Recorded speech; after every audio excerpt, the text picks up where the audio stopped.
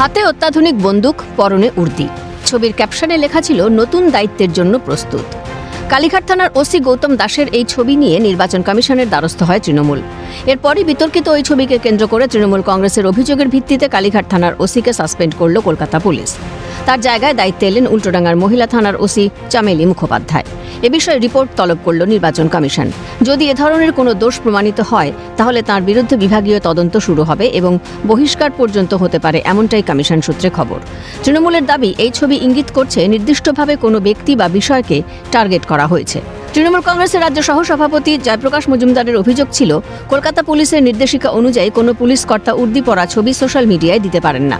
এছাড়া ভারত সরকারের নিয়ম অনুযায়ী আগ্নেয়াস্ত্র নিয়ে উস্কানিমূলক পোস্ট করা নিষিদ্ধ।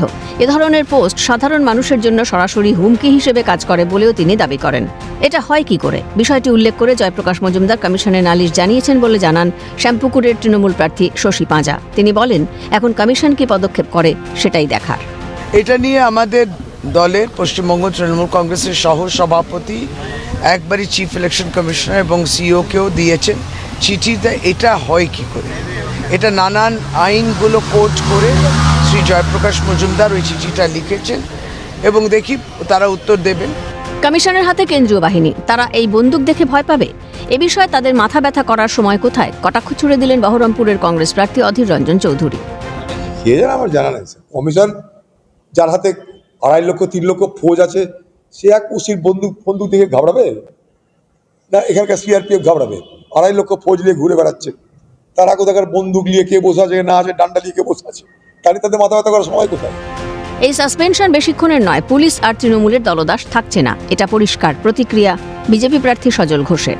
আমার প্রশ্নটা হচ্ছে, যদি আমরা ছবি দেখি যে পুলিশ কমিশনার খালি পায়ে খিচুড়ি বিতরণ করছেন মুখ্যমন্ত্রীর বাড়িতে, কিংবা জুতো এগিয়ে দিচ্ছেন মুখ্যমন্ত্রীর, তখন আমরা তাকে সাসপেন্ড করি না। উনি যে অস্ত্রটা নিয়ে ছবি দিয়েছেন সেই অস্ত্রটা বেআইনি নয়। উনি দায়িত্ব নিয়ে ঘোষণা করেছেন, আমি নতুন অ্যাসাইনমেন্টের জন্য প্রস্তুত। অ্যাসাইনমেন্টটা কি সেটা নিয়ে ওরা কনফিউজ হয়ে গেছে। আমার বক্তব্য হচ্ছে, সেই বন্দুকটাও পুলিশেরই বন্দুক, বেআইনি বন্দুক নয়।